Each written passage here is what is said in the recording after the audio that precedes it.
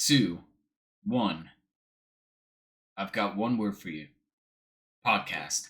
And welcome to the 104th episode of Thursdays with Moire, aka Body Break, aka the last Halloween special, aka the second episode of Horror from a Hat, where our lovely Discord group chose a bunch of horror movies for us to pick at random. And now we have an interesting selection of films that somewhat have to tie in with body horror, but they are very, very different takes on the body horror genre. Body break! Body break! On the water break! It's also funny because Devin, when even when I first joined the podcast, there was this kind of running gag because you guys are Canadian and I'm not. So Yes, there was a we joke can. that Don't remind us. so there was a joke that there had to be 30% mandate if we Canadian reviewed three content. films. Yeah, one of them had to be Canadian. And so here we not only have two Canadian films, but we also have a French film. French Canadian. Yep. It wound up perfect. We've got 100% Canadian quota, sort of. More or less. Give or take. More or less. Yeah, two-thirds. Yeah. It's a weird mandate we have for like just our local stations. They have to have 30% Canadian content, which we have these movie channels that run all day. Most of the Canadian stuff they play during the day when no one's watching because no one gives a fuck about them. Which I find really funny. Now, Unless you're highlighting certain ones that, hey, this is a Canadian film that's actually interesting and watchable. Otherwise, you just play it all. David Otherwise, you just play it during. right? Oh yeah. And Villeneuve. So I'm your host, Ian Taylor. Joining me tonight is my lovely co-host, as always, Stephen Kane. And we have not one, but two guests tonight. Our first guest is Stephen Beason, American filmmaker, sim aficionado, and our brand new guest, only her second appearance on the channel, Kristen Greedy. Kristen, why don't you introduce yourself? How would I introduce myself, or However sorry. you want. There's no cue or anything. It's just tell us a bit about yourself. Well, I am a professional model and actress for about the last 9 years, and I also have the distinction of being an admin of the A24 film group on Facebook. Wow. Yay. So I'm allowed to ban Steven whenever I feel like it. Oh man. Oh yeah. Keep it coming. With all the grief he gives that's pretty A24, much I'm been You're surprised doing he it hasn't enough. already.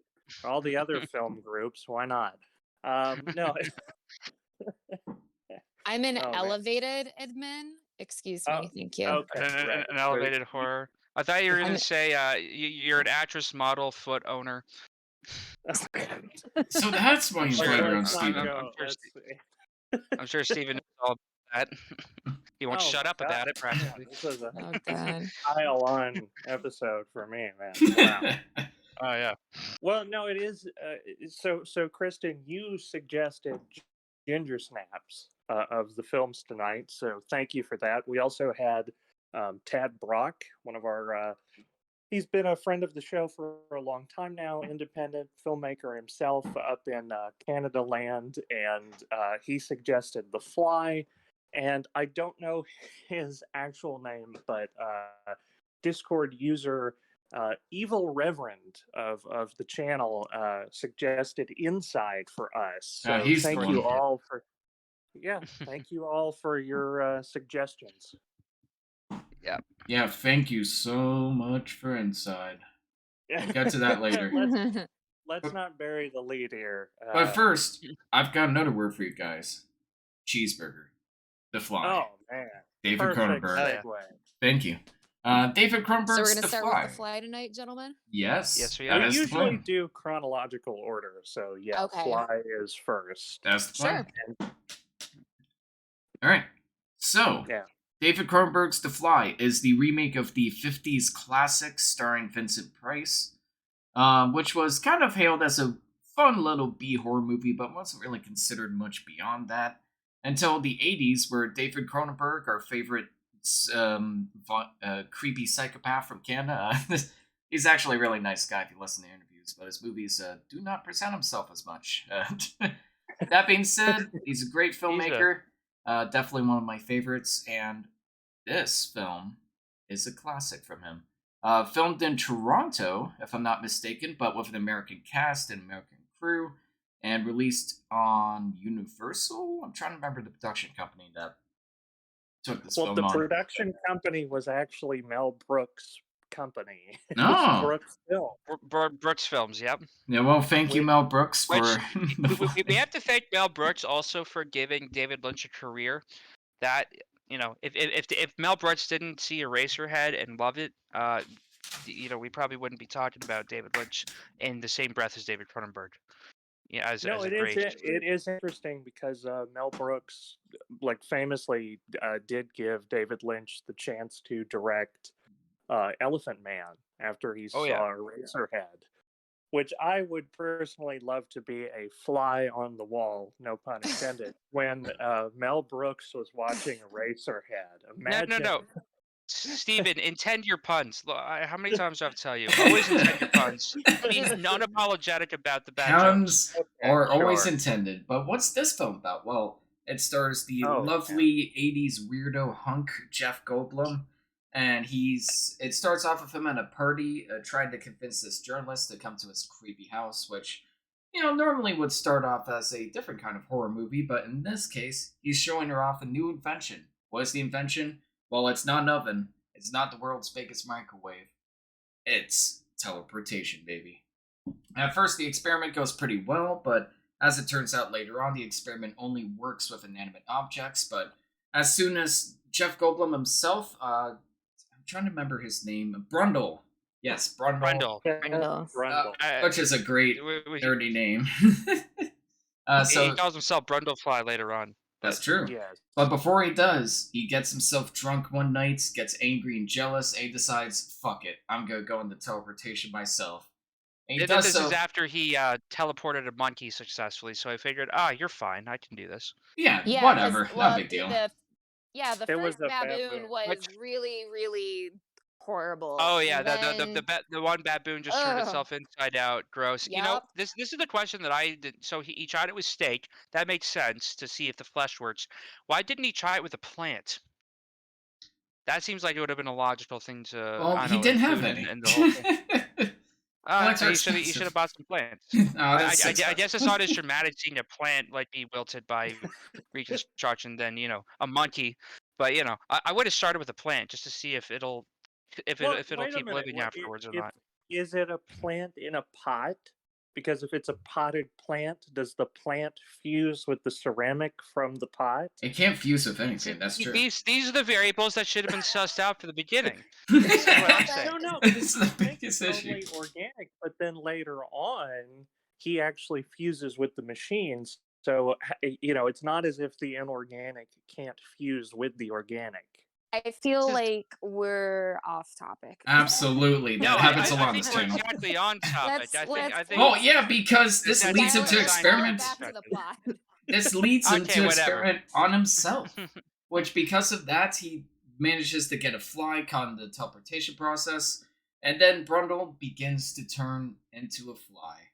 It's a very tragic story, heavily influenced by, dealing with loving partners that have to put up with disease, dealing with those going through the AIDS epidemic, going through anybody with a sickness in general, watching them wilt and die and turn to something horrible. Great, fun movie for the whole family.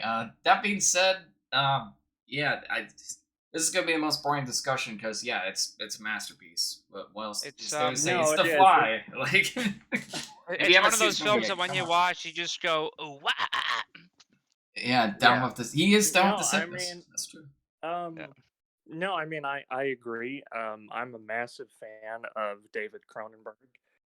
For me, this is not quite his best, but I would definitely put it in top 3. Absolutely. And that's saying a lot considering the length of his career and the films that he's done. He's just a master of the genre, and absolutely, I love this film. It has pretty much all of the all of the things that I love. It is a romantic sort of tragedy. You have this body horror. You know that this was like a huge trend in the '80s, especially. John Carpenter's The Thing. You know, even John Carpenter's Prince of Darkness, which is another one that is very underrated. Hellraiser, which we've talked about, they were all kind of exploring these issues of the AIDS epidemic. I don't think that this is necessarily. I don't think that this is just about the AIDS epidemic. I think it's touching on that. Yeah. But I think it's so much more. It's covering so much ground, and I think for one film to even tackle all of this at once, whereas some films struggle to do like one theme correctly. I mean, it's almost a perfect horror movie. Mm-hmm. I think it's a great example of like the types of remakes we should be doing, like movies that weren't so successful back then, but were novel enough that it's an interesting concept, and just taking it to another level and doing something completely different with it. And I think it's still holds up as one of the best examples of a excellent remake. I mean, I haven't even seen the original Fly to compare. I probably should, but it almost feels moot at this point to It does. check it out. I would like recommend seeing the original. It's been a very long time since I've personally watched it. It's a fun ride. Watch it for It's Vincent a Price. fun ride. That whatever type of coloring process they use is really great. It's very vividly colored, and just like the end scene where he's with the special effects they do for that time, because I want to say, oh, what was it, like 1954 or 55? I think it's when that came 6, out. Sounds about right. That it ends up with it's his head on a fly's body, and he gets like the last scene of the film, like he's trapped in a spider's web and he's trying to call out for his wife and then another man in the room, like, to help him, because you can start to see a spider crawl towards him. And so it's actually really good special effects for like that period of time. And there's a really cool shot where like it looks like it's seen through a fly's eye, and like the screen is like covered up in like all these little bubbles to like replicate like an fly's eyesight. Like, it's really cool for the time. It's just it's very cheesy, very corny, very overacted, but it's not fun. It's about what I would expect just from the sound of it. But I am curious just solely on what did David Cronenberg watch? What did he see in this? And then what did he do differently? Because I think that whole process is worth studying in and of itself. Just taking these taking these ideas from these other films that have been forgotten about or they aren't as well appreciated, and just seeing something in them that has potential and you can take as a seed to start do your own thing with. I think that whole process is very I'm fascinating. just now wondering, was part of his process was, and I and forgive me, I don't remember even reading about the original Fly, because I thought this was all potentially based. Was the original Fly based and like an original work, or was someone kind of trying to adapt the Metamorphosis by Franz Kafka? Because that's what I think the original Fly was its own thing. I don't know if they were influenced by Kafka. They may have been. Based on a story by George Langland. I'm not sure what he's known for. Yeah, I mean, I'm a massive fan of Kafka myself. I think he's fascinating. And I never even made the connection there. I mean, I guess if you kind of squinted at it a little bit, it's there.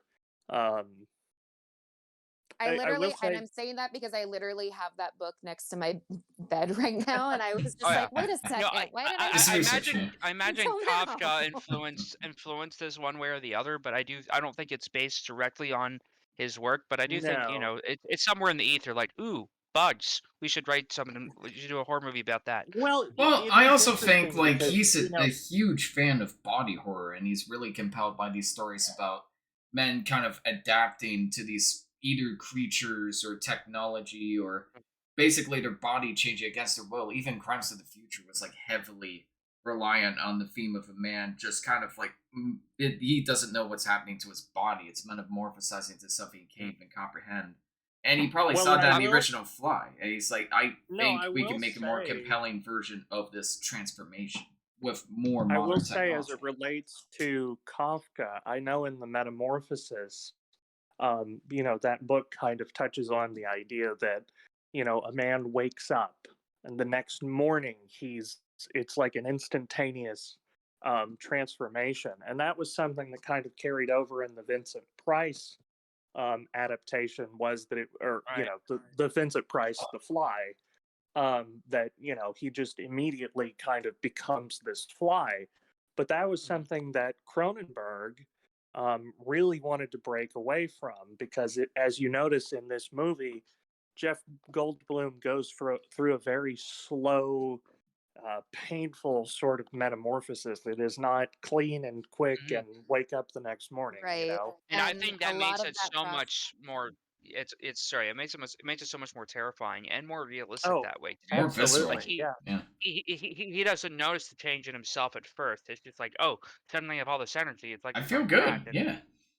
and just like just the fact that you just start slowly changing in ways that you don't expect, and then once you start noticing that something happened, it's too late. I think that adds such an extra layer to it. Sorry, Kirsten, I cut you off there. Well, I was gonna say with his changes where initially it's good and then it starts to be bad. He's almost watching. I mean, he's watching his human body decay, and with any type of illness. So it's like when you relate this to maybe having something to do with the AIDS crisis and seeing, he's getting these lesions on his skin, and he tells Veronica to stay away from him. And then Veronica's ex, who that's something that I think we should talk about. His Oh yeah. last name is Borens. I forget what his first name is, but like, and talking about, oh, he's deformed. He's a deformed man. And she decides, that she wants to get an abortion because she realizes she's pregnant. And that's the whole thing where like her ex says, oh yeah, you sure you want to do this? Okay, yeah, no, okay, we need to get it done now. And it speaks to the whole idea of, you can't touch someone, even though we people even knew then that like you're not gonna get sick from touching someone with AIDS, but that was such a stigma. Mhm. And Yeah.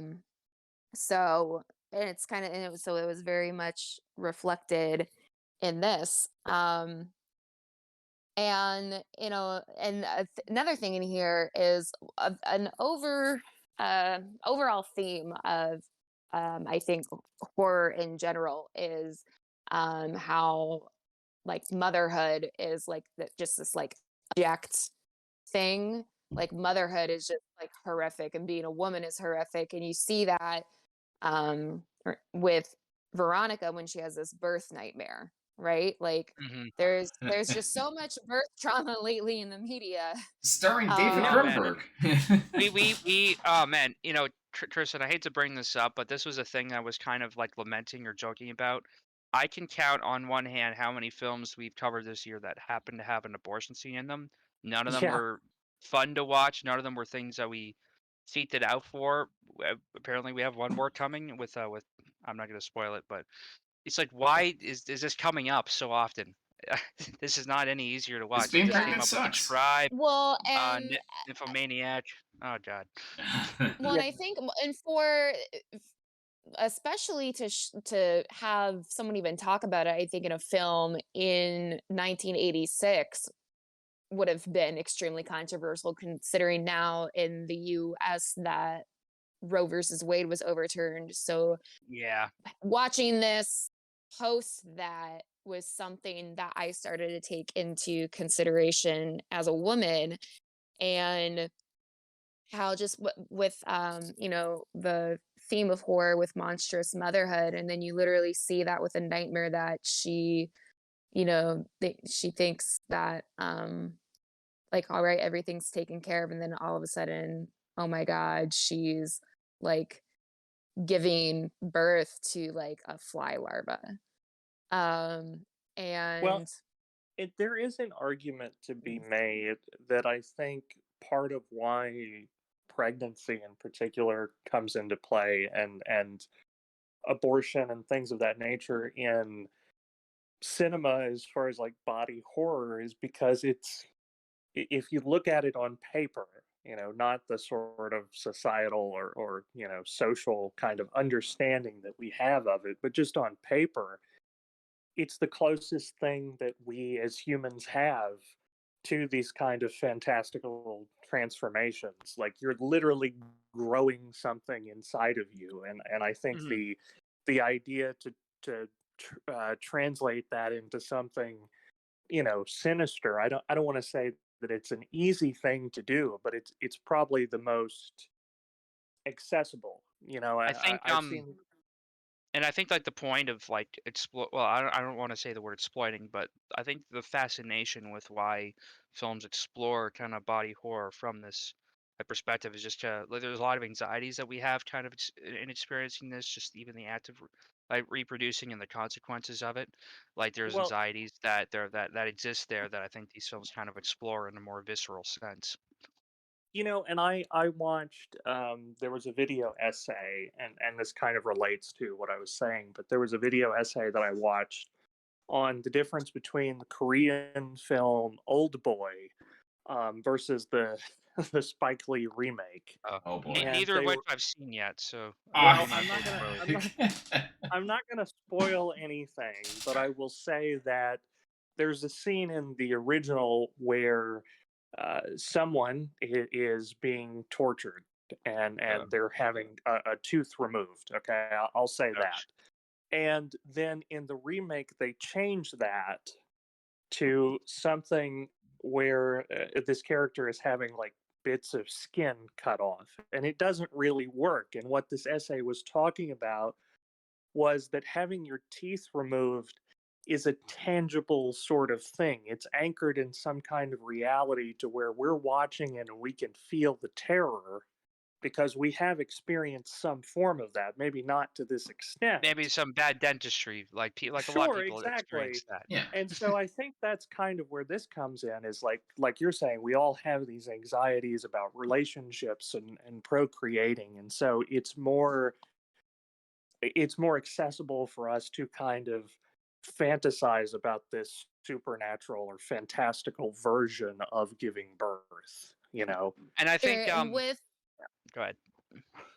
um well with talking about, like, you're saying this like fantastical imagination of birth. I mean, I'm a woman. I haven't given birth to a child yet, but like all of my friends that do have kids, like they're like the people that are trying to make birthing a child be like, oh, this was such a beautiful, amazing experience. Like, it's not. It No. can. It's like Sure. it's a lot of pain.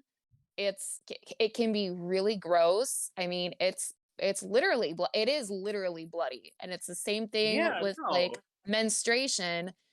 And I don't, because I'm curious, because I'm the only woman in this chat. If anybody picked up on the transformation, not just with the body horror between like Brundle and Brundle Fly, but noticing how, like, with Veronica kind of lacked some agency starting through this, and her like boss was like her really gross like ex-boyfriend who like Yeah. still had a key to her apartment, Yeah, that mullet was disgusting. and was, yeah, it was just really, really awful. And so like Brundle, like that's why like Brundle was really jealous too, and then got drunk, and then like that's what happened. And he was, and then as Brundle became more Brundle Fly, Boren started to be and the slight, like the bars on the floor type of way, be better, in that he like agrees to help her seek out an abortion, and he ends up almost coming to her rescue in the end.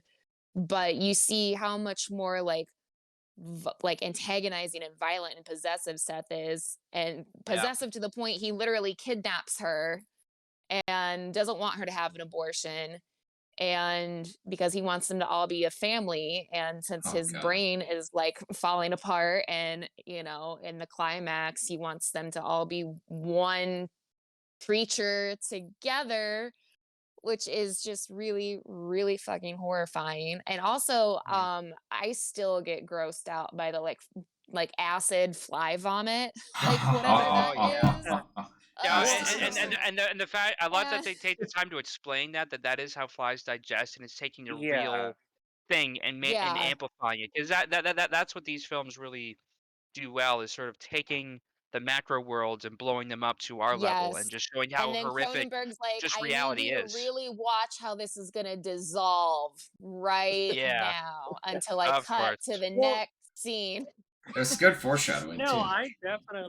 I definitely noticed that there's a dichotomy between like the man going from going to the monster versus the reverse, and I kind Yeah, of love that, Cronenberg is actually giving these characters some nuance and some breathing yeah. room to where they're Yeah, there's not. layers and complexity, and it's not just they're not stock They characters. And feel they feel like No, real they're people not. in a The yeah, sense. they leads They feel feel don't. like like real real people, Yeah. yeah. people. And because I think a lot of women have dealt with abusive partners, because that's what Veronica's ex is. And I don't know if you guys caught this, because Steve and I had chatted about this separately a while ago, because I remember when I just happened to watch The Fly on TV a couple weeks ago, that when Veronica tells her ex slash boss slash horrible person in her life what's going on with Seth, and that like, and then like like she needs to like get an abortion and whatever, and he's just like, all right, but I'm going to have complete access to your body, is what he says to her. And Mm. she just kind of like stares at him, and like she doesn't really do anything besides almost kind of like accepting it. Because like he's been like stalking her. I mean, he shows up, I think, to her He apartment while literally she's like openly in the admits to stalking shower. her. Yeah. Yeah, he openly admits to stalking her. And she just is kind of See, like, okay, I watched but that like, because we talked about it, and then it had been a while since I had seen this film. I just rewatched it a couple of nights ago, and I saw that, and I thought, like, I almost thought he was joking when he said that, because he Like, tries to laugh it off, but there's that moment he where is it's like, super not joking. no, I think it he's is just trying to make 100% not. light of it. like, It's like It's he's like, trying to make light of it. that's a joke. Yeah. just kidding. Yeah, I have to admit, Unless, I love the leads in this movie. I don't like that character very much. He's not terrible. Like, the actor Oh, does a great job, but he's so one dimensional. He feels like a plot device. Like, I call him, like, plot device the character. Like, he acts whatever way the Yeah. plot needs him to. He doesn't really feel supernatural. Like, I really didn't buy his redemption arc towards the end in particular. Well, It's and like, that feels like the that's thing there is, because we need him to perform that role, not because it felt like well, an organic change.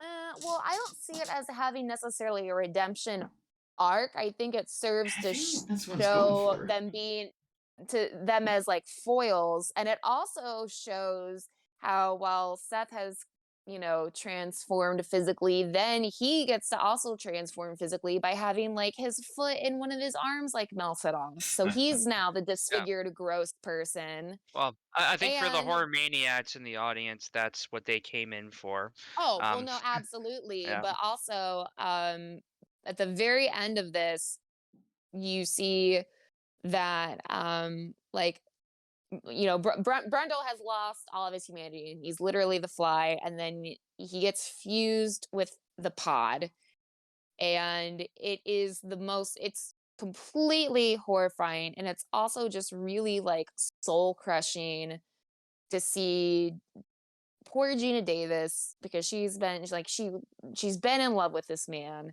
and this is, even if it's even if you're just to picture him as like someone with an illness and not what has actually happened, and it just seeing it's just so horrifically sad because she's holding the gun. She's completely beside herself. He puts the gun on his head. And he puts the gun. So, and that's like shows that he still had that one piece of humanity left in him that he didn't want to actually live that way, and then the ending is what really makes this film like that tragic ending, just that awareness, like, please just kill me. Oh man, it gets me.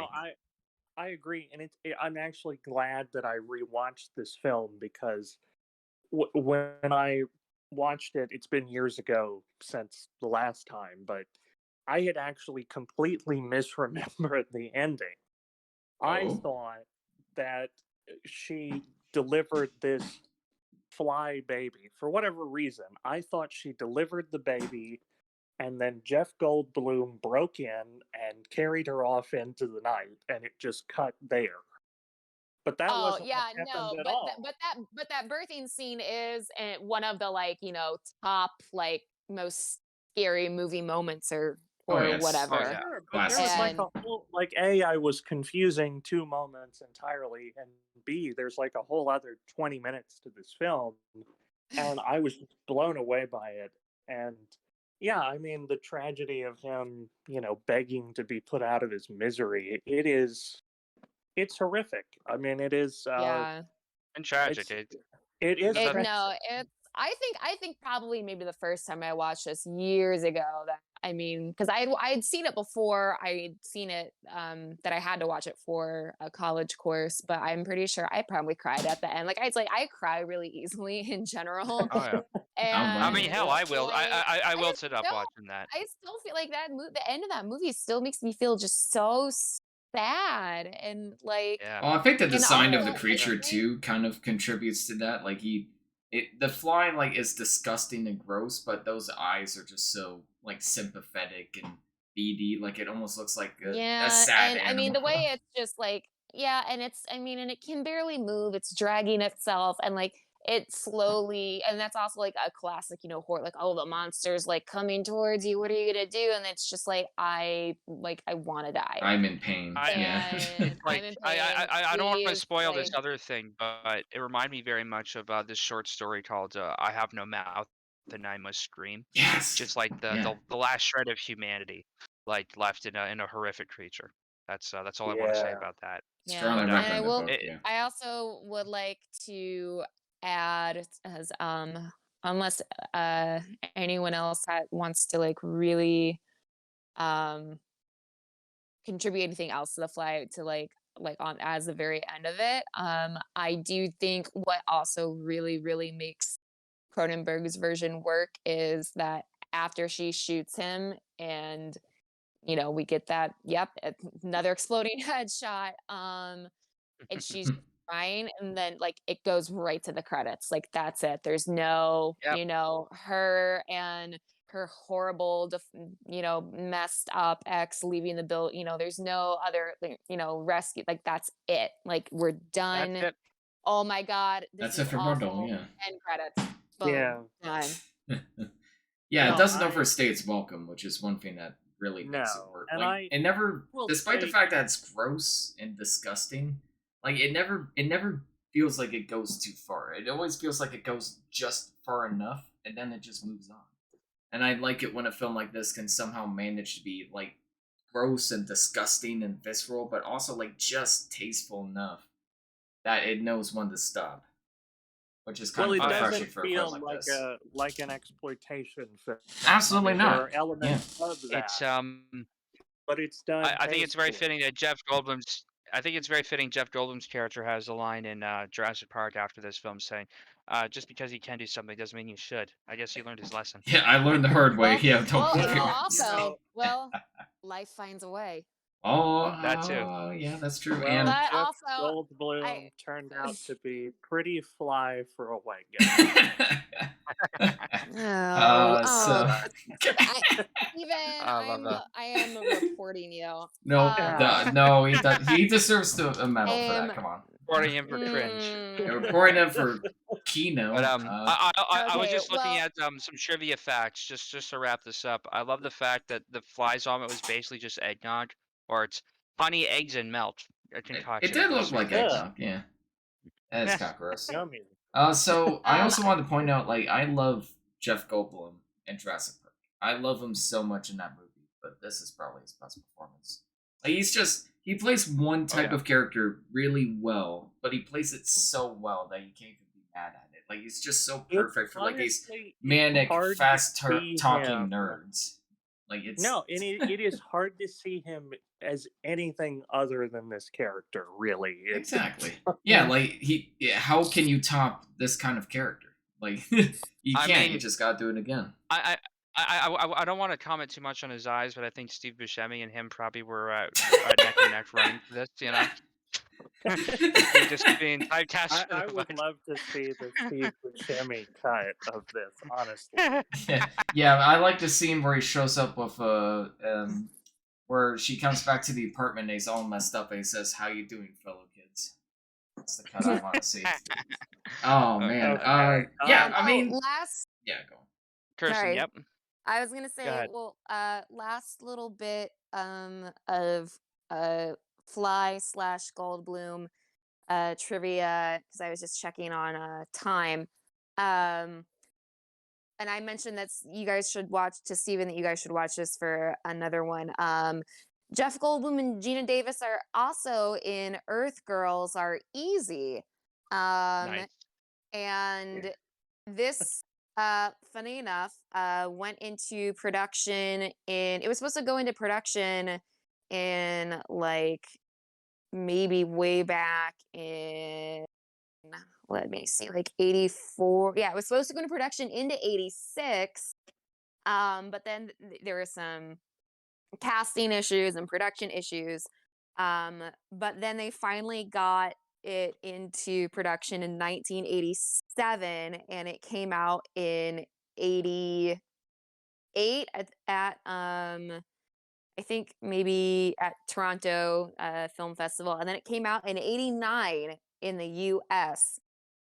So Jeff Goldblum, Jim Carrey, and Damon Wayans are three aliens that crash into What? Gina Davis's pool in Los Angeles, and they're really hairy. So she takes them to her friend's salon, and her friend is the comedian slash singer Julie Brown. There are musical numbers in this. It is an acid trip, and it's amazing. And this is one of Jim Carrey's first movies too, by the way. What? So Yes. if you're still following me, so she takes them to her friend's salon because they need makeovers, because they can't be seen in public because they're brightly colored hairy aliens. Jeff Goldblum is bright, like these are like bright primary colored aliens. Jeff Goldblum is blue. Damon Wayans is Black. yellow. No, we can't say that. He is. There's another fact I heard about the makeup that that Jeff Goldblum wore as the blue alien. I heard that the name of it was Dabba-dee Dabba-die. Oh God! Well, and Cronenberg's The Jim. Fly. I'm gonna Wait, get this thing back Steven, on track.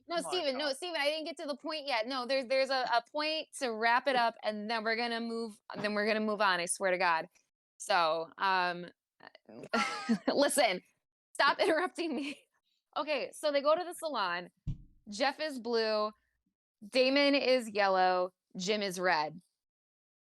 While Gina Davis is like reading magazines and waiting, the way that Julie Brown introduces them after they somehow get these makeovers, they look like human men. They come out of like pods, like they look like like tanning booths that are stand up vertical, but obviously Jeff is in the center one, and it opens up, and it's like it literally looks like he's coming out of the one in The Fly. He's shirtless. There's like some like fog and light effects, and he's just like really hot and shirtless again. And Gina Davis is like awestruck by him. So anyway, And the Fly, so the Fly came out before this. It's a shared cinematic universe. Yes, so they somehow wound up in another movie that went into production a year after The Fly came out, where Gina Davis and him are romantic leads together, and Jeff Goldblum comes out of a pod, and he's Very another close. species. Anyway, there Yes. we go. I really had to get that We out. got there. We did it, Go for ladies it. and gentlemen. Look, this is a fantastic film. It's a horror masterpiece. It's just a masterpiece of a film. There's allegories for aging, for the AIDS crisis. There's even, I mean, we didn't even talk about the fact that, like, when he fuses with the pod, you know, there's almost that symbolic sense of his work overtaking him on a metaphysical level. I mean, it's a brilliant film. The characters are You could even fantastic. say ableism is No, I one mean, thing. you could say that, yeah. I'm sure there's a lot of isms that we can apply to this. And what are we rating this out of 10? I will Yes. jump out here, front and gate. I will say this is a solid 9 out of 10. It is not my favorite Cronenberg, but it is up there. It's one of the best films, certainly of the 80s. One of Cronenberg's best. It's Sorry. What are you doing with your life? Go watch it. Yeah, I know.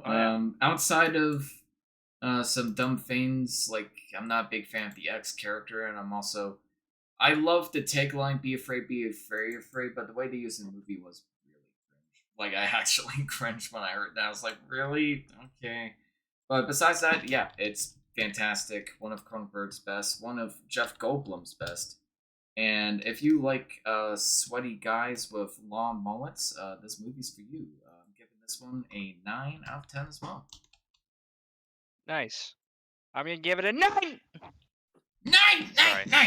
There we go. I had to stop my hand from Kristen. throwing itself up there. What are you giving this out of 10? I want to say 10, maybe like a 9.9, only because only because in discussion valid points were made about the creepy stalking X, which I might tweak a little bit with that, but honestly, I think this movie is pretty much just chef's kiss. I'm gonna give it a 9.6. Actually, I'll up my score. Oh, I see how he is. He's Oh, gotta man. adapt to the public. I see. No Yep. opinion of his own. How dare I he? will give this a 9.6.9. So Of course. Yeah, there you go. Nice. Yeah. Oh, I'm gonna give it a 9.666.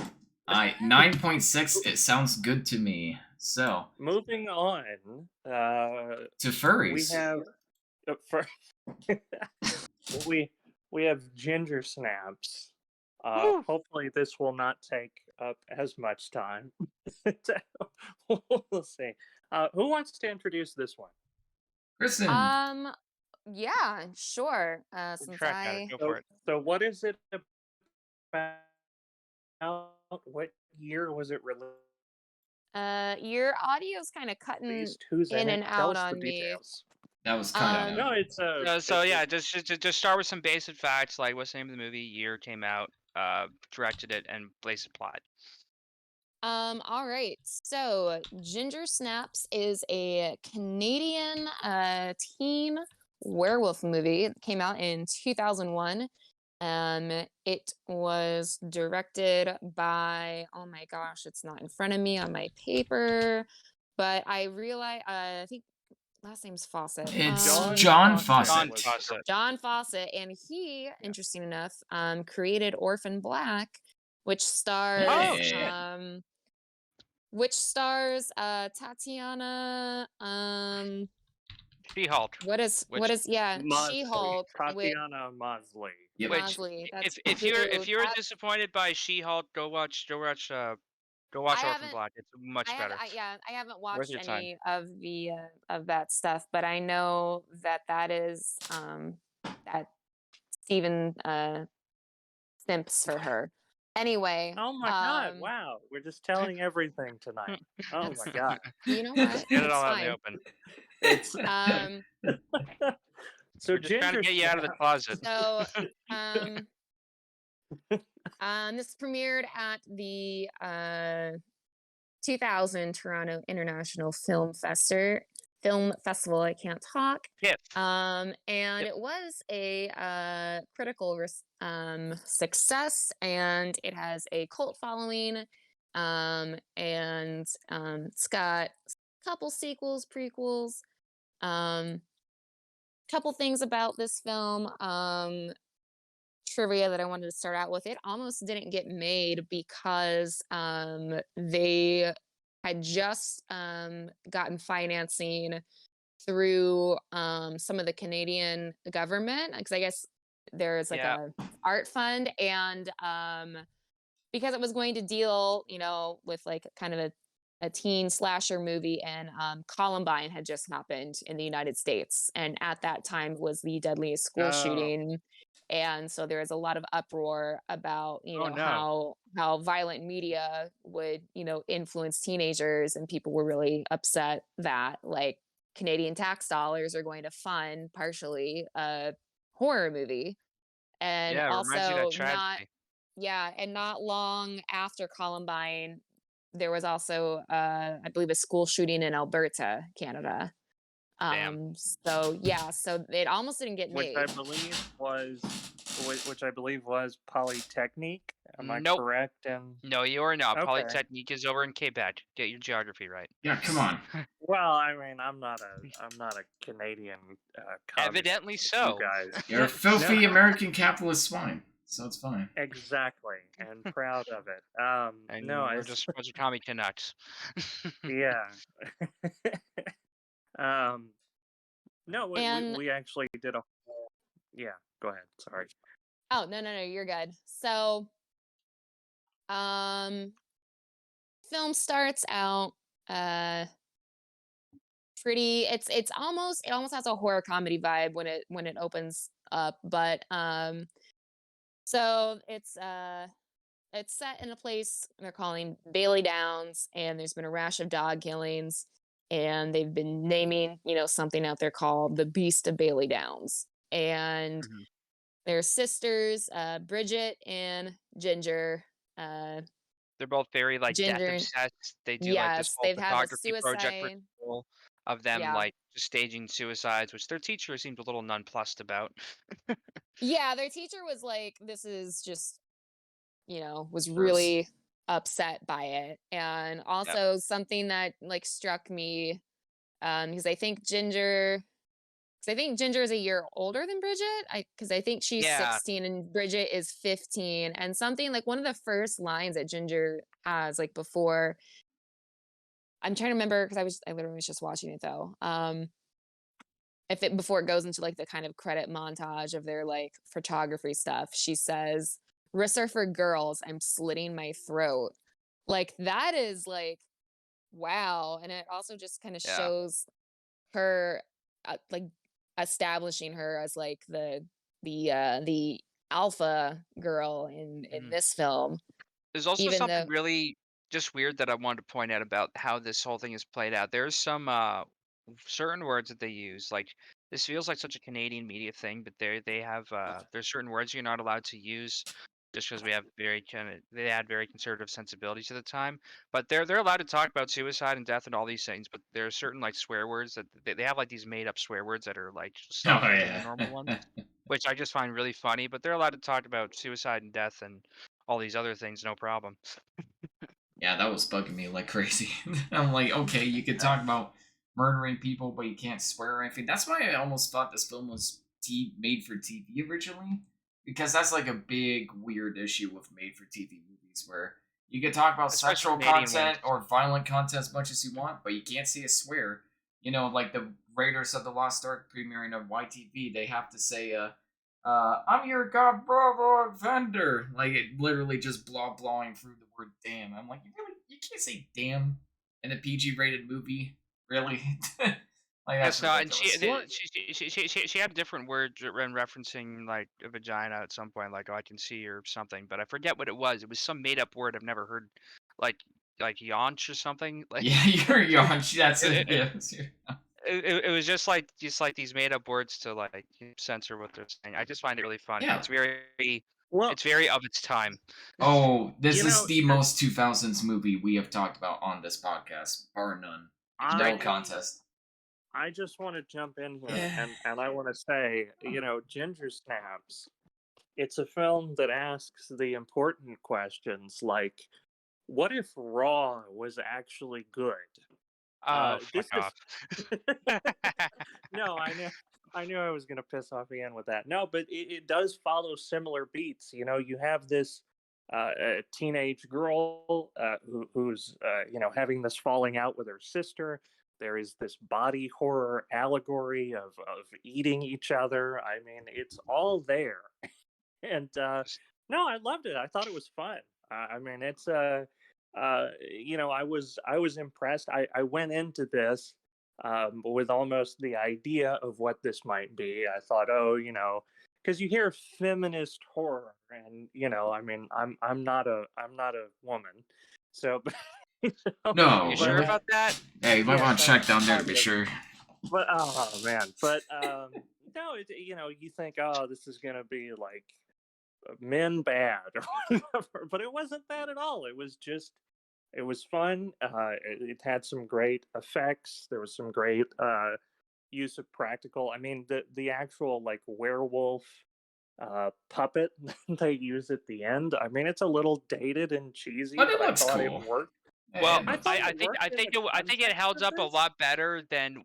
So the director refused to use CGI at the time, which I think was a good move because I think the effects held up better for that reason. I think it's better for it. I Agreed. thought the jokes landed. The dark comedy was hysterical. I was a pleasant surprise. I thought it was okay.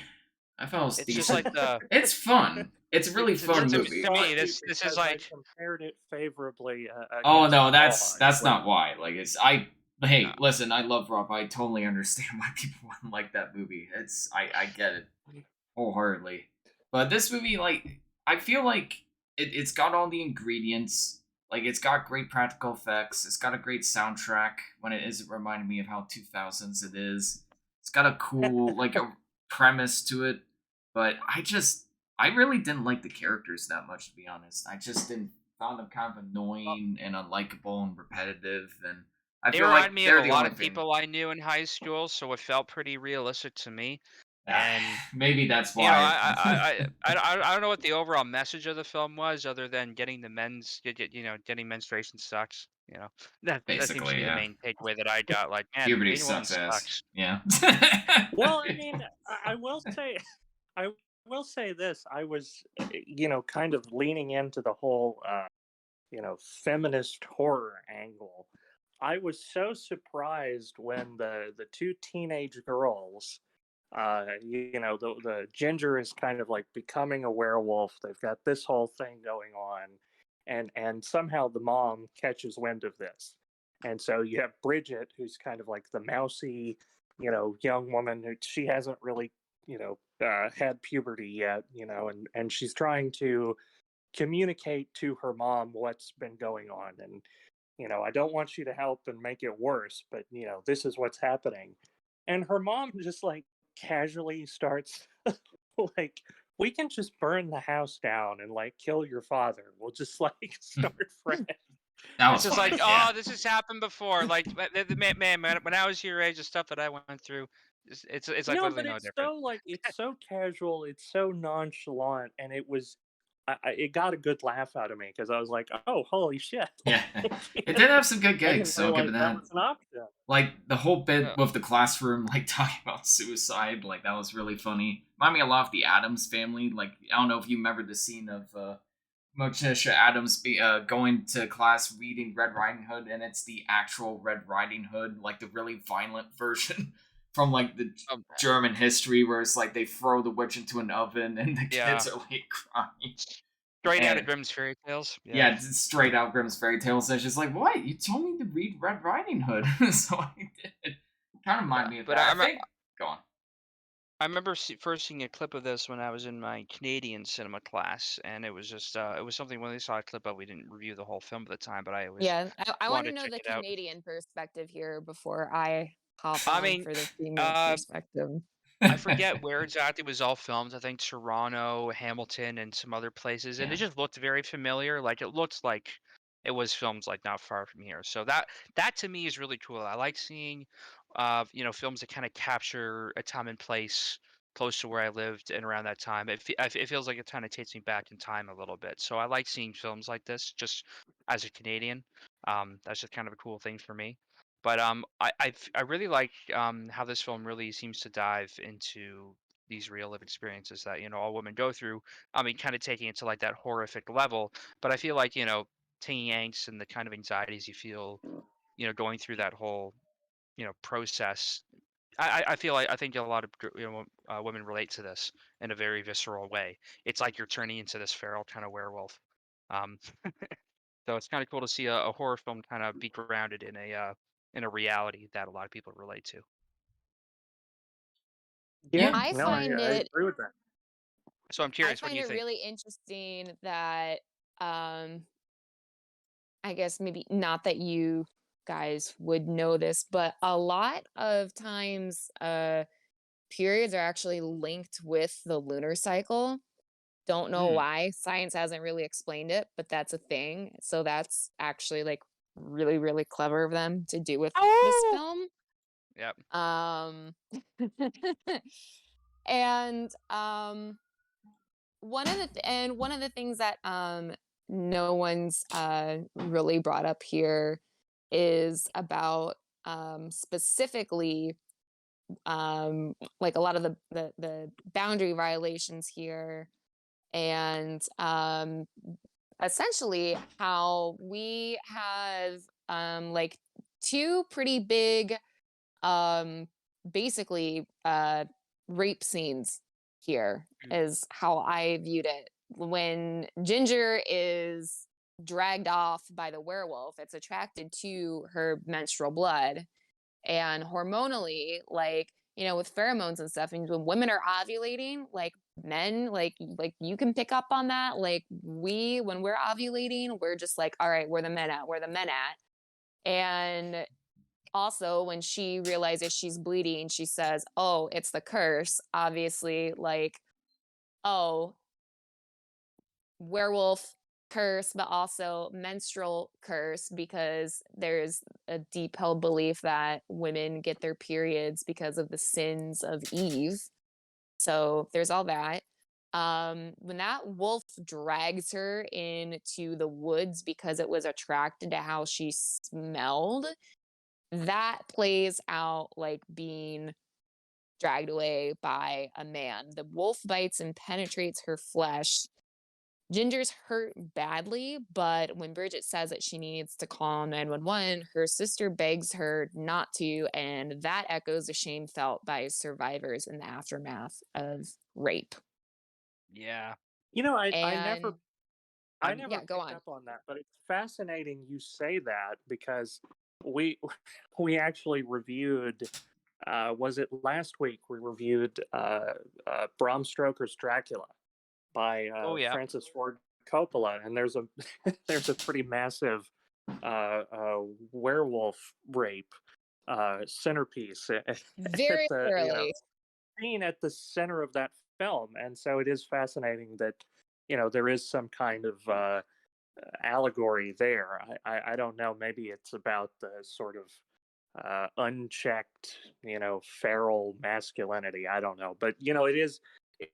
It's actually interesting now that I'm thinking about it because I remember watching a video essay and they were talking about a film called Meridian, which was a 1990 like straight to VHS thing, but it was Sherilyn Fenn of Twin Peaks and this sort of romance between her and a werewolf. So I don't know.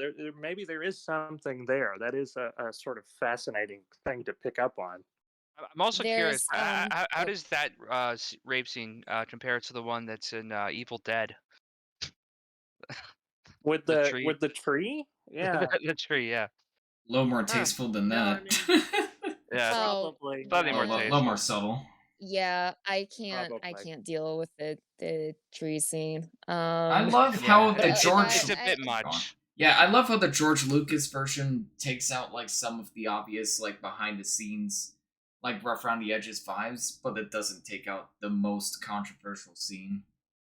Like I think you left Yeah. out like the key ingredient that people have problems with of the original Evil Dead. In Evil Dead? Yeah, No, the it's Evil Dead. actually no, it's funny because who's the guy that did Don't Breathe? The director. Oh, the Got guy who embarrassed. did Shazam. Yeah. Yeah, no, he directed an Evil Dead remake. And it was actually funny because he wrote the whole script and he was like, I know this is going to be like a reimagining, but I don't want to include anything, with the tree. And it came back in the producer's notes, like, where's the tree scene? Wow. So You he gotta be actually kidding wound me. up having to put it back in because the producer wanted it, but it was his idea to update it and leave it out. It's not an I Evil Dead movie remember. if you don't have the tree. Jesus Well, Christ. I Exactly. remember I don't feel when sad that about it. Yeah. when that Yeah. came out, and I don't remember if it was at Alamo Draft House or somewhere. But when it came out, there was a screening where people, I'm trying to recall if they were removed or at least maybe they weren't removed, but then critics wrote about it after that. There were a couple men in the audience at a screening of the remake of Evil Dead when like the tree scene was like about to happen, that they were like, yeah, here it comes. And like to be a woman sitting in the movie, like how, like, that's fucked up, like I Yeah. get the tree scene, but like if Pretty you're album. when you're waiting for like that in particular, it's It like weird. Pretty it really says a sus. lot about It's society. not, and it says a lot about society, and especially like the way that people enjoy like female pain is what I would say about that. And that's what's been a big criticism of a lot of things, especially when it comes to, it's not just like Game of Thrones always gets thrown out a lot, but like violence against women in media and how that's used as entertainment and especially sexualized violence. I mean, Game of And Thrones goes both so ways. there's In fairness. It reminds me, with the whole producer note. Actually, that reminds me of another thing where Chuck Palahniuk, whatever the guy that wrote Fight Club, when they were adapting the movie in the original book. Slight spoilers for Fight Club. It doesn't really get into a big thing, you're not but it's supposed to like talk about Fight Club first Yeah, rule you're of not love. supposed Hey. well, fuck it, Those it's are our the first podcast. rule. No, there's one line where he had in the book where Marla was saying to the one guy, I want you to knock me up so I can have your abortion, which the producers didn't like that line. They wanted to change it for the movie. So David Fincher comes up with a replacement line for it saying, "Oh, I haven't been fucked like that since grade school." And then when they put that in there, the producer's like, "Can we go back to the abortion line?" Was that Helena Bonham Carter who came up with that, or was it Fincher? I No, it think was it was. Fincher. Yeah. Yeah, Yeah. because I do know the abortion Fincher line came was up with it on set, but Brad Pitt didn't know about it, so his smile was a genuine like, "What?" I'm like, "What the His fuck?" reaction was, yeah, what Uh, a mad man. But let's go back to Um, Ginger Snaps. Yeah, so what I would like to touch on with what I started out with the werewolf scene, where she is attacked by the werewolf.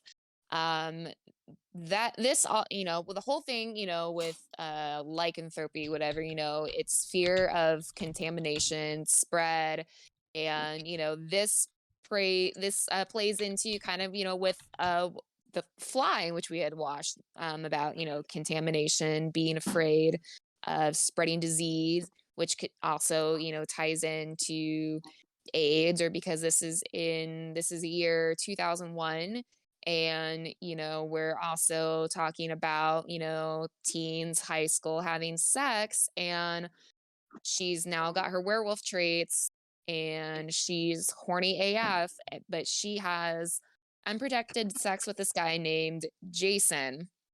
Yep. And so she's, essentially spreading some of her monstrous womanhood in the form of Jason, bleeding on his genitals because she bites him. And Ouch. so she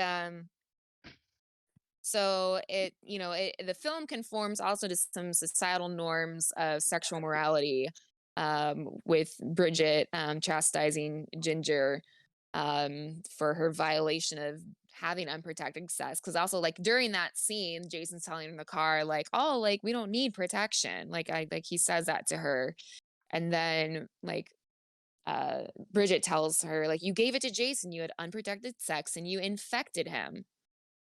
Well, Yeah, we don't know for sure, but then, like, Ginger's interactions with Jason are, like, particularly interesting to me because, again, with I had introduced about saying that this movie to me had, like, few significant what I considered to be, like, rape scenes where, well, it's easier for probably to see, the werewolf attack as a rape.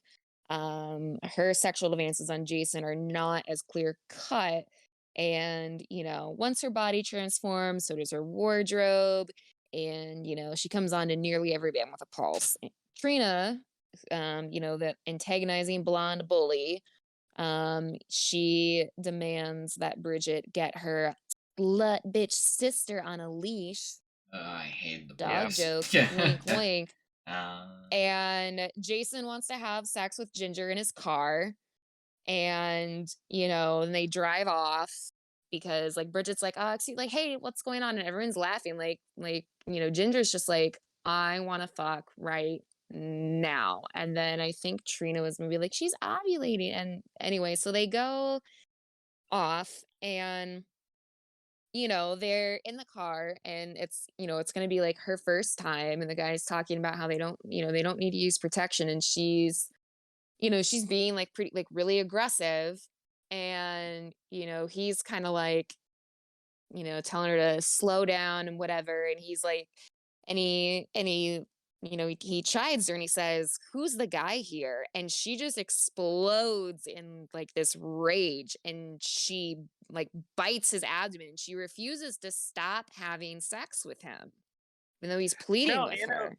in a way, I mean, you could argue that this film is like the inverse of toxic masculinity, where you have a woman who is becoming increasingly aggressive and toxic and just this worst version of herself. And I think that's a fascinating angle that I think I wish more films would explore. I oh think yeah, there's Well, that's fine. what do you mean by inverse of toxic masculinity, though, when this film is showing that, like, there's well, no, I mean, there's both versions, like, there's really awful dudes in high school, well, no, and no, I know, but she's dealing with, because, again, there's this whole theme of, like, being a woman itself is kind of, like, monstrous. This goes back to, like, biblical times. Oh, I no, will And say, I and think and if and I'm if I I mean, might be misremembering, but I think he may have been trying to ask for protection then. I forget, but I will say the step where she definitely goes too far was when she kills the one janitor that really didn't do anything. yeah. yeah, I mean, no, But and that I guy was think completely Yeah, innocent, and Janers are she cool. killed, Yeah. like, the neighbor's dog, though, when she came home and for that too. being with Jason, and because it wouldn't stop barking no, at no, her. I'm just I'm And yeah, go I mean, ahead. no, I'm sorry. I'm just saying, like, I think there's and maybe a poor comparison there, but it's like a woman embracing these sort of worst aspects of herself. There's like this almost like Jungian sort of shadow, and she's becoming increasingly unchecked from reality. She's becoming more violent, becoming more aggressive Oh, and just assertive, impulsive, yeah. impulsive, which is something that we normally see with male characters. And I thought this was kind of an interesting subversion of that. Hmm. But no, I mean, I like I said, I really liked this film, and man, it was a pleasant surprise. Hmm. I'm I think, glad you yeah, tried. I think Ginger Snaps is super, super underrated, and I think because sadly it's a Canadian werewolf film, not a lot of people are gonna know about it. And we're gonna have to I would be happy to do this in another session, gentlemen, but I've told Beeson uh, this movie is really kind of the godmother, I think, of Jennifer's Body, which Yes, Oh, yes, I need to absolutely. see I, that film. yeah, You like it. It's been and on then my list forever, and I do plan on watching it. Yeah, we should and definitely check while it out.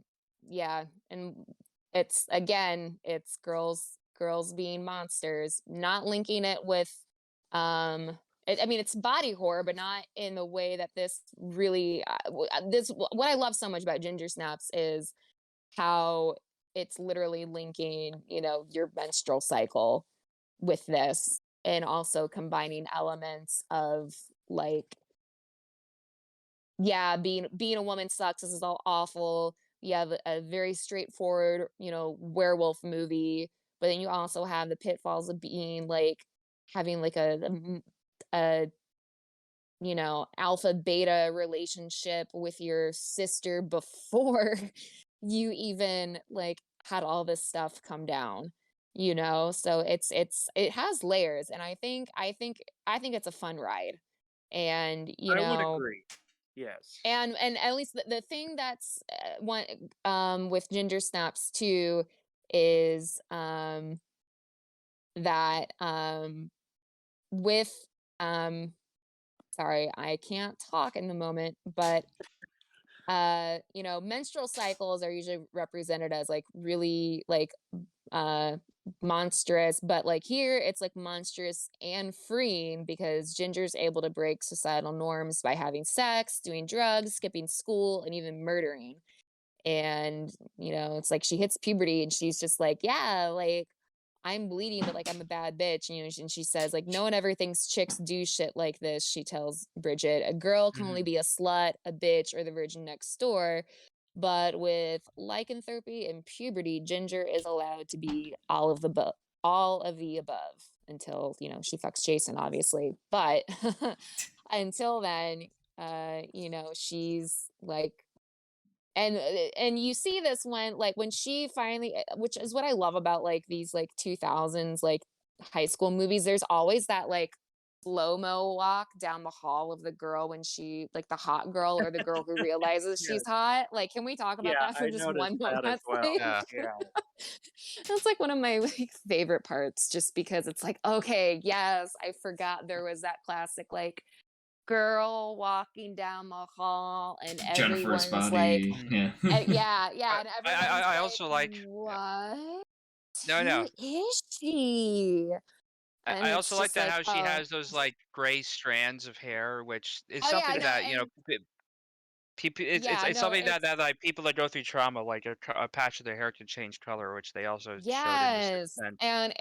and obviously, she starts turning into like a full actual werewolf, which is great. But the scene when they take her to the nurse's office and the nurse is just like, I was like cracking up Oh because yeah.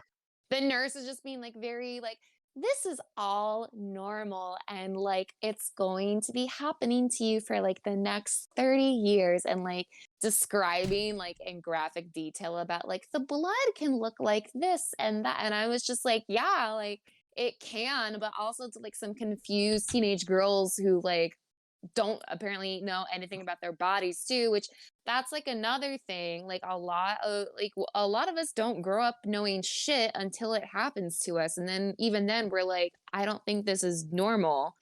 And and even Yeah. there's a great line that Bridget has where she's saying like, something's like wrong with you more than just being female. And but then Yeah. there's also that, but then also, she's saying like, something's wrong with you because you're female, like is Yeah. kind of Well, gen- I Mhm. in don't want to there. cut you. I don't want to cut you short. I do have to get going. Um, I'm going to briefly offer my kind of closing thoughts on Ginger Snaps, and I will introduce as well as rate Inside, and then I'm gonna get going. But so with Ginger Snaps, I thought it was fun. Thought it was great. Had a blast with it. The practical effects are good. The performances are great. I enjoyed it. I'm giving it a solid 8 out of 10. Nice. Inside, and you guys keep talking about Ginger Snaps if you need to. I do have to go, but really briefly, the new French extremity movement, whereas Martyrs may have been the best and High Tension was probably my personal favorite. Inside, which tells the story of a young pregnant woman who is broken in on by a spoiler alert woman from her past who is trying to steal her baby. This has got to be the worst of that entire movement. The color grading is atrocious. The cinematography is ugly. The plot holes are egregious. It is completely ugly and mean spirited, held up by uninteresting, unlikable, miserable, and completely stupid characters. This film is the equivalent of torture porn, but the only person being tortured is me for wasting my time. I had to read that review before I left. Thank you for having me. It What is would a you give it? negative 2 out of God bless 10. you, Beeson. God Thank damn. you so much for Yeah. having me. Please continue talking about Ginger Snaps and that other piece of shit movie. I love you all. Yeah. Oh man, we should Just did an Irish goodbye. probably give our thoughts so we can get to Inside. Yeah. Ginger Snaps. Look, I want to love this movie a lot more than I did. The allegorical elements are really cool. I always think horror's usually at its best when you tie it to those, and it's very well shot. The music's great. The practical effects, even though they don't always hold up, they're still very charming and fun. But I don't know. I just didn't find the characters very compelling. They just start off unlikable and get even more unlikable and uninteresting as the story goes on. And I think that was just really holding the film down for me. That being said, I'm still gonna give it a 6.5 out of 10. Still a fun Not movie. even a 6.9. No, sorry to disappoint you, man. It's not nice. Well, yeah, it's not a nice Yeah. thing to say. I know. Yeah, I would give it a It was 6.9, more of but like I a think 6.9 is what I was going. It's fine. I Yeah. was making a sex joke anyway. fair enough. Sorry. Sorry. I would give it a 6.9, but I feel like I'd be doing a disservice. I think it's worthy of an 8. I think it's a solid film, and I think the allegory and the parallel between menstrual cycles and becoming a woman and becoming a feral beast go hand in hand pretty well for for what this film is going for. Agreed. And I think yeah, I like the fact that it kind of grounds its body horror in a familiar reality that a lot of people can relate with. Body But horror. Hey, like when I don't know if my period's coming and then I get blood in my panties, spotting. Yeah. Haha. I made a yeah, gross joke. Sorry. no, Had That's fine. no, to. good. Had to. I will say Literally movie about there's the one periods, shot. guys. Do it. There's the one shot where the guy starts pissing blood and he's just like terrified and like, yeah, I would be Yeah. too. Because that doesn't Yeah. happen Or usually. like when her fucking mom is doing laundry and she pulls up like the incredibly bloody panties, which like yeah, like that can happen. And she's just like, and oh my god, I would be completely fucking mortified I if would my burn the mom underwear. Yeah. was like She yeah, doesn't I smell it, would does be. she?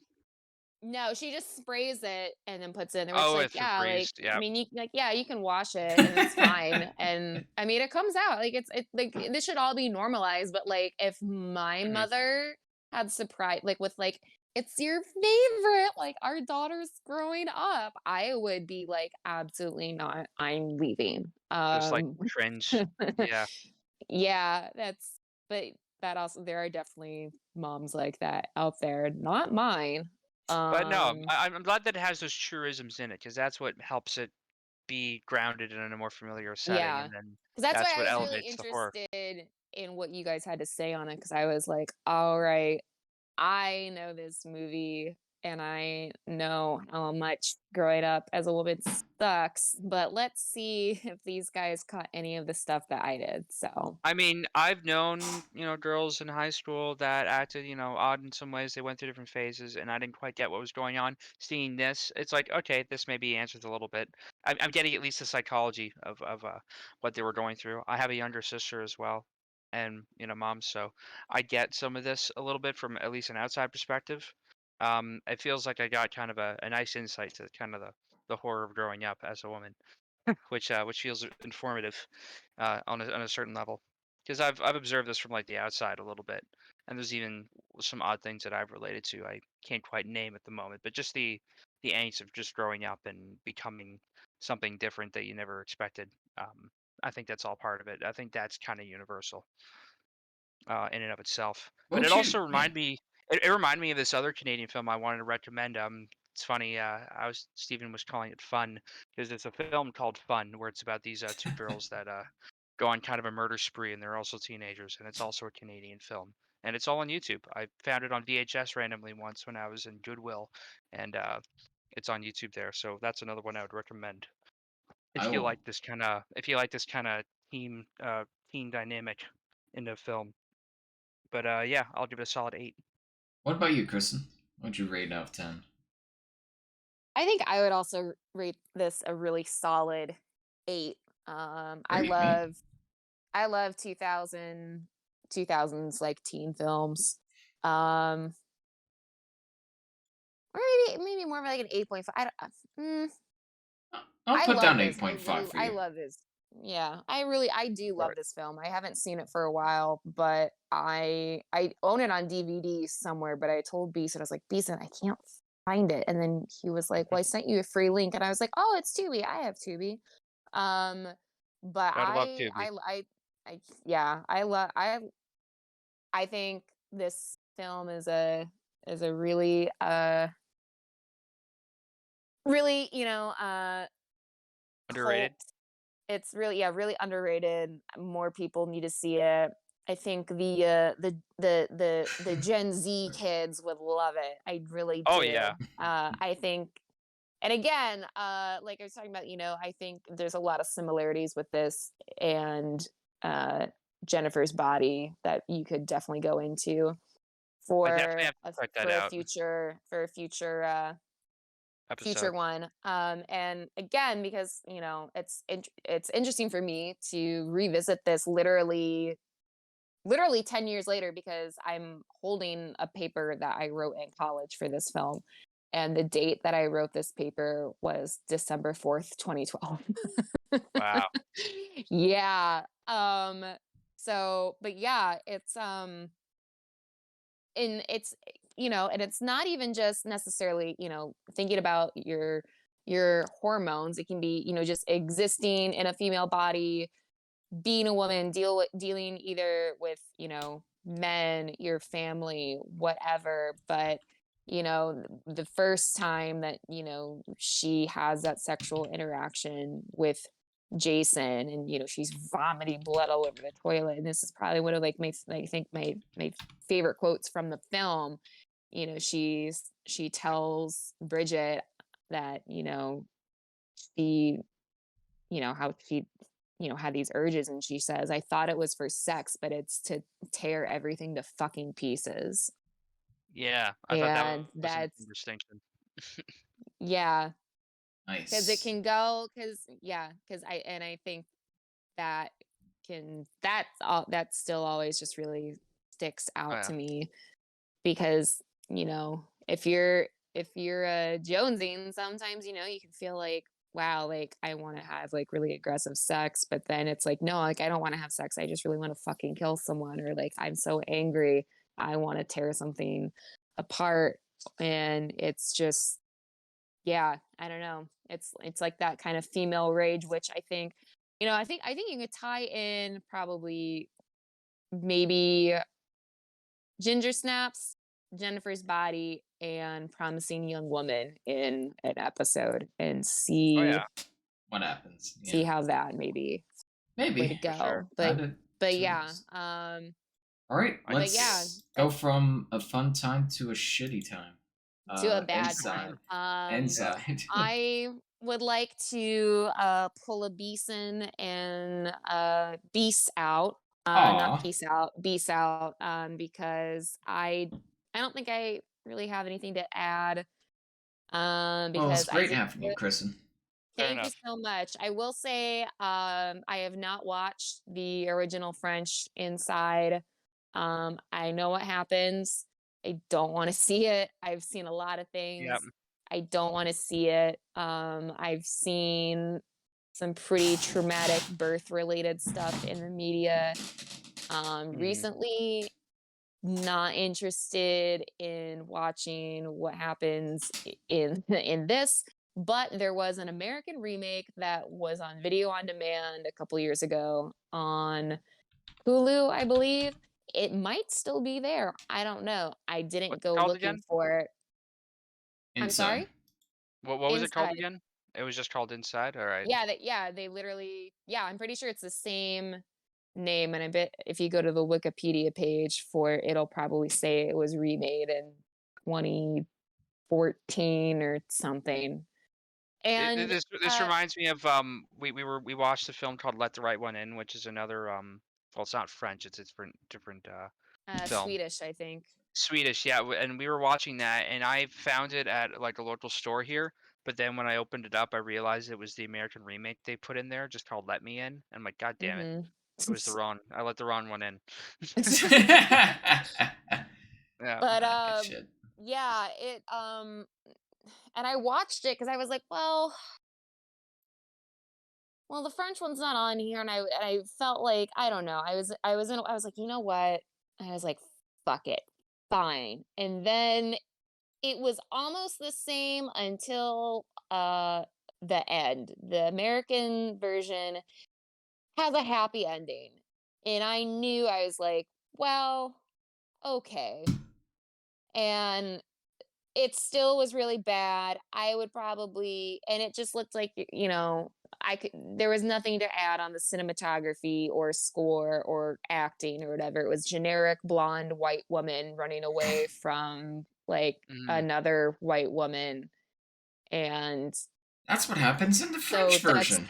so I don't know. So yeah, I don't know. It's basically this, I don't know. And it had, it was like a Lifetime movie essentially, but Oh yeah, that's what it looks like. higher, I was just but looking up. some higher production. Came out in Um, 2016. Inside was 2007, and yeah. it has an 83% on Rotten Tomatoes, which really Yeah. shocks me. It has a Oh, the 3.5 on remake does? Letterboxd. No, the original. Oh, the original. What are the ratings for the remake? Oh, much worse. Uh, Much worse. Yeah, it was just like, okay, all right, cool. I still don't want to watch the original because like no, I like watch it a, opened I up watch a with the lot of least messed up convincing stuff. car crash scene I've ever seen. Like this looks like it was a setup thing, and then Yeah, no. So I would probably, I don't know that I would be as angry as Beeson was. But I would probably say the same probably as Beeson. I don't yeah. know. My It might my be general thoughts after watching it was that was unpleasant. I don't know why I watched that. That was Yeah. just rather unpleasant. yeah, no, there's definitely a lot of movies where I've been like, "Oh, so I watched that." Yeah. Wow. I mean, the very ending kind of did something. Maybe there was some.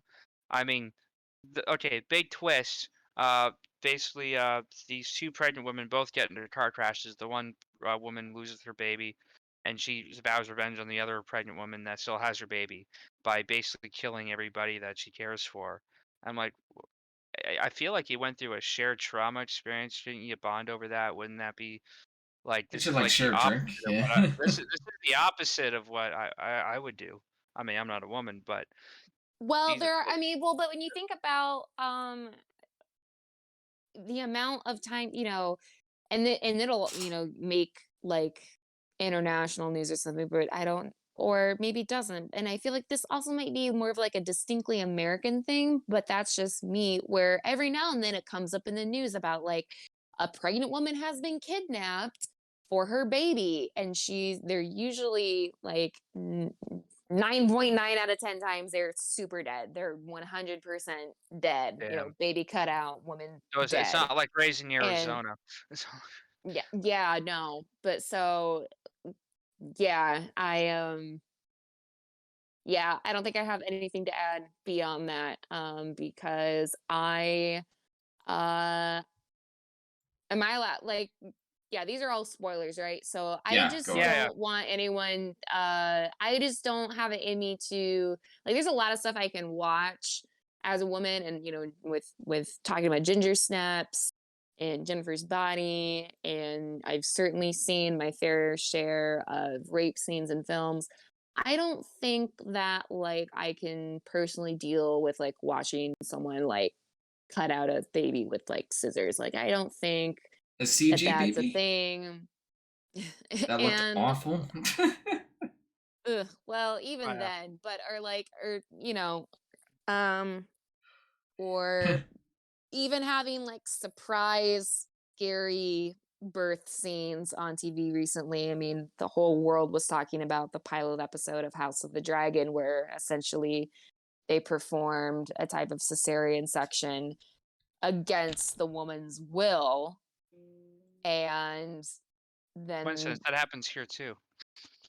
yeah, exactly. So it was just you know what? And there was a really sad stillbirth in the finale of House of the Dragon, which the baby was premature and the umbilical cord was wrapped around its neck, which is why it died. And the sister of a friend of mine had a stillbirth at 8 months of pregnancy. With that same thing happened. Quarters wrapped around its neck. They couldn't do anything, and she still had to deliver a dead baby. Damn.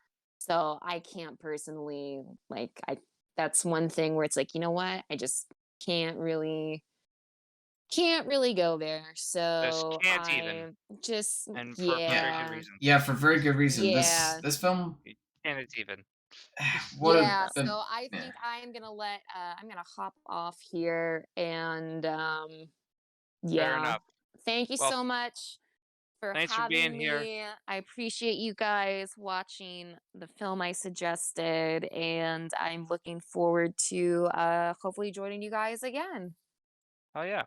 It's definitely a lot better than the one we're about to talk about. So yeah. Well, you guys have I'd say fun, but it's not going to be fun. So, No. do with it what you can, gentlemen, We'll and do. thank you for having me. We'll salvage this one, don't worry. Have a good night. Oh, great. Good Okay, night, night. guys. Appreciate Bye. it. Yeah, this film is abysmal. What an I unlikable, irritating, I was just looking awful at the film. cover of this, and I've definitely seen this at Blockbuster when they went around the time that it was at, like 2007. It's one of those Dimension Extreme unrated horror films. Oh, it's so gross. Yeah. And it's just I mean, it's very fitting for that kind of marketing. It's just this is the most unnecessary bullshit, gross movies that I've seen in a while. Yeah, I mean, because there's no point. Yeah. I think there is okay. There might be a very true kind of anxiety that, as a woman, you may have paranoid kind of feelings like this, um. But I don't know. Just seeing you play out in this horror film, it just felt like a very unnecessary exercise of bad taste. It only maybe felt like there was some resonance there when she was holding the baby in her hand at the end, and oh, it's like what she wanted all the time. But it didn't. It felt unearned at that point, you know. Like true transcendental kind of horror films kind of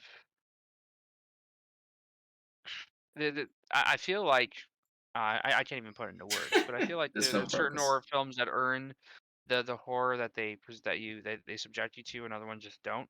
And I would put this in the latter category, like something like Possession. There's a lot of horrific things that happen in that I may not watch again, but at least it felt earned. It felt purposeful. It felt like they Felt were like making a characters were point. involved. It felt you It felt understood the characters and their emotions and what they were going through before they yeah, delved into and the horror.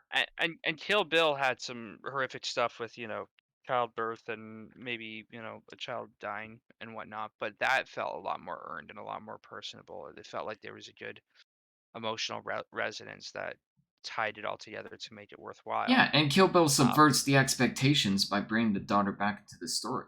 Like, it goes a route you don't expect. This film goes exactly where you think it will.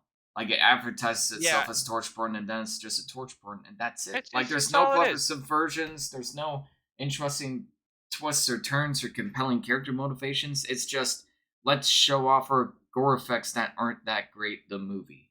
Like, there's just no It's a heart very whatsoever. and I could tell from the beginning that this was a very indie film, just the way the high shutter speed, very digital looking camera.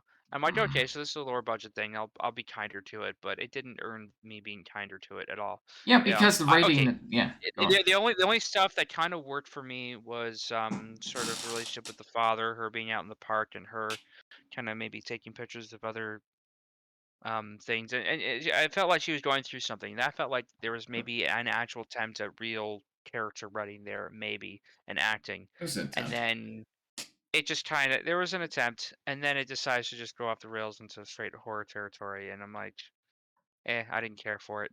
Well, I think Um, I could cut it some slack if the horror was at least compelling, but it really just isn't that compelling. Like, it's not scary. There's a lot of cheap, like, fake out jump scares. The movie her kind of looks motivation like doesn't shit. Yeah, her motivation doesn't make sense to me. that doesn't make Like, any sense. Like, it's kind of the same problem I have with villains, like, to a much less extreme, like, Syndrome, where it's like, you let this slightly traumatic thing happen to you, then you blow it out of proportion, but we're supposed to feel sad because it's a traumatic event. Like, a traumatic event doesn't equal compelling character motivation.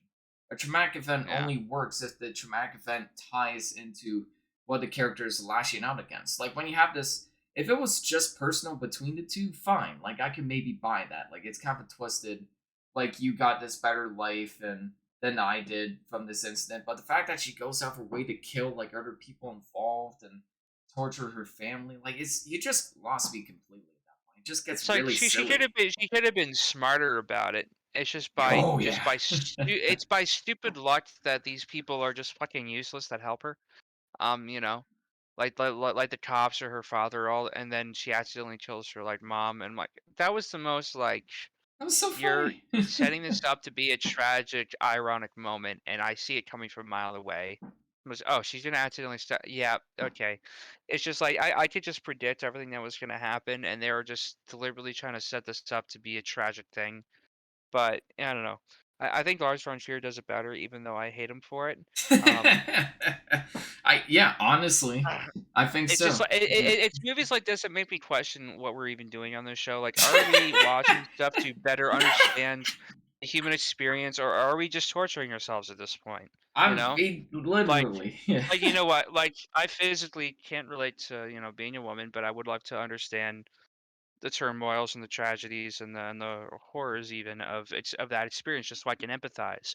But the whole point of watching films like this is for me to broaden my horizons and empathize with realms of the human experience that I don't experience in my own day-to-day life. Um, this felt like it did very little for me in that regard. You know, Yeah, like, I also I'm trying to understand the appeal of this movie. Like, this movie has like a pretty good I Metacritic would be score. It's very got a good, sus of people that have a genuine appeal to this, and I probably wouldn't hang out with them. You know. but so many people did. Like, this has a 3.5 on Letterboxd. It's got Oh like fuck. yeah, like a good Metacritic score, a decent IMDb score, like I mean, Rotten Tomatoes. I Yeah. picture this being right on the shelf next to the "I Spit on Your Grave" remakes. Oh Um, God. Yeah, but like, you so know, many people like it, and not to discredit your opinion, but I honestly think a lot of people like this because it's French. If this was an American-made movie and we nothing they get. changed, nobody would like it. I honestly don't think anybody would like it. If you genuinely love this movie, great. But I feel like a lot of people would like it less if it wasn't like a Oh, foreign language I movie. think But because it's a foreign language movie, it's like, oh, it's art. Yeah, you just don't understand it. I It's don't think there's artistic. anything inherently wrong with I mean, the premise. I mean, the premise is a little ludicrous, but I feel like It it could has have been done potential. way. It could have been done way better, and I think they showed that even in the remake being as not well received as it is, they're probably probably trying to taper it off or do something different. I mean, I feel like there is an anxiety about childbirth and the revenge kind of element. There's maybe something there that you could do with it, but this ain't it, fam. I'm giving it a 3.4.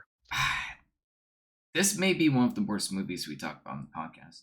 I can't think of a It's single good soundtrack. I can't think of a single good character shot, a single good performance, a single good writing choice.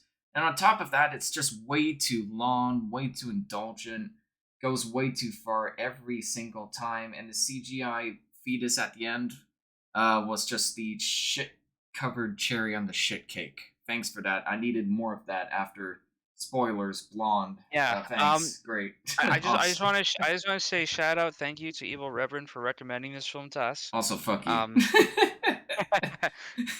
I'm curious if this was something that okay. So I know Evil Reverend and Steven tend to spout off on each other, and I like to side off with him sometimes just out of spite, but also for fun. But I am genuinely curious: is there something in this that we're not seeing? Is there something inside that we just missed? Is there something lost in translation, or was this literally just a tour for us? I'm genuinely curious. He gave What it 5 the stars. I'm looking at oh his fuck off! letterboxd. He gave it. You know, Reverend, I'm happy to hear what you like about this movie so much. But like, I'm Impression Blend gave this 3.5 stars. Like, that's crazy. I'm beginning to question people's tastes and what they see in Yeah. this. Does he just enjoy torture porn? I'm very curious. Let it be Um, remembered more that this I'm film has a morbidly higher curious. letterbox score than Looney Tunes Back in Action and a higher letterbox score than Tropic Thunder. I'm Wow. giving this movie Tropic 1. Thunder even? Yeah, I'm giving this Wow. movie a 1. It's a 1. Wow. I'm sorry, I got no enjoyment out of it. I kind of even enjoyed it ironically. It was just arduous, painful, unlikable, and they think like making the characters go through awful, terrible things substitutes for character development, but it doesn't. I feel like this would have been a perfect. I think we had potentially had a missed opportunity for a anti-natalist trilogy because this is totally right up there. This is like top of the list for people that are anti-natalists. Yeah. Um, Sorry, you know, Reverend. just put this right up there with the trouble with being born, and you got a good double feature anti-natalist trilogy right there.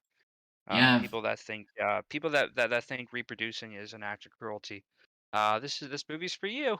Yep. Yes, And I didn't care for it. just watch The Fly. Uh, Just watch David Cronenberg's The Fly. Watch the original Fly. Watch Nicolas Cage's The Wicker Man. Just watch anything else. But watch then this Ginger movie. Snaps. Yeah, watch It's Ginger good. Snaps. That's a pretty decent Ginger movie. Snaps is great. It's a That's lot better underrated. than this movie. Yeah. I'm pretty much done talking about this. Yeah, let's move on. Thank you guys so much for listening in. This was our last Halloween episode. Next week, we're shaking things up a little bit because it's not going to be a podcast episode, but it's going to be a panel.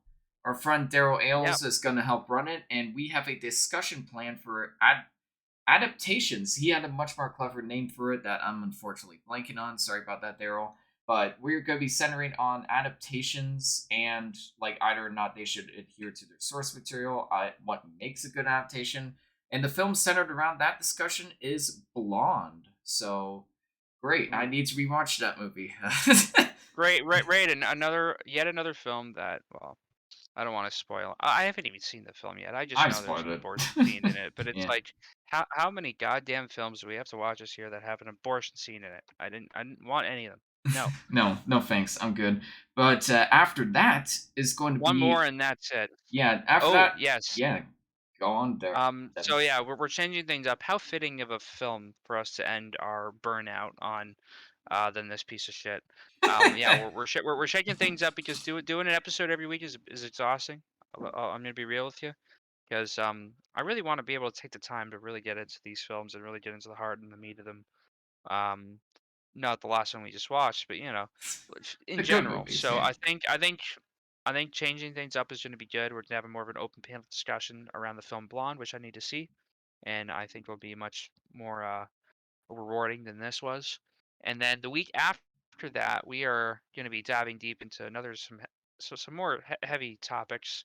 Um, we always like to look at World War II films around this time of year for Remembrance Day to remember our fallen veterans. Something that we never really considered, though, or haven't really gotten too deep in on, is the other side of the war. And we talked about a film on this show once, thanks to our friend Matthew Bertelli, who will hopefully be joining us again if things work out on his end schedule wise. But he recommended the film All Quiet on the Western Front, the TV remake of that.